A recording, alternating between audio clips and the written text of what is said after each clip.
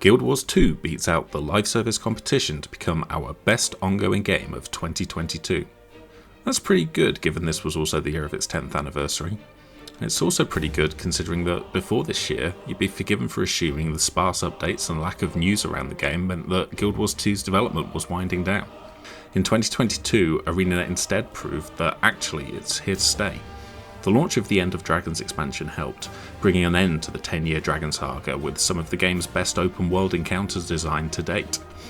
The meta event on its final map is fantastic, a grand spectacle that makes completion feel hard-earned, and the new selection of strike missions, essentially small-scale raids against a single boss, have provided some focus for Guild Wars' expansive sprawling endgame.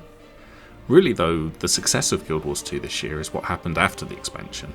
The reintroduction of Season 1 of the game's living world, a series of updates that were around for just 2 weeks at a time when they originally released back in 2013, means that the game's full story is finally available to play in its entirety. The Steam launch was an excuse to go back and add in many quality of life improvements to core systems, making things smoother and more welcoming to new and old players alike. A new emboldened training mode for raids helped players take their first steps into the most intimidating of endgame activities, and work continued on the new alliance system planned for World vs World, which will go a long way to make the compulsive forever war between player armies feel more active and competitive. It hasn't all been plain sailing. A balance patch released earlier in the year sparked anger and controversy, but in response to the backlash, ArenaNet showed a willingness to change.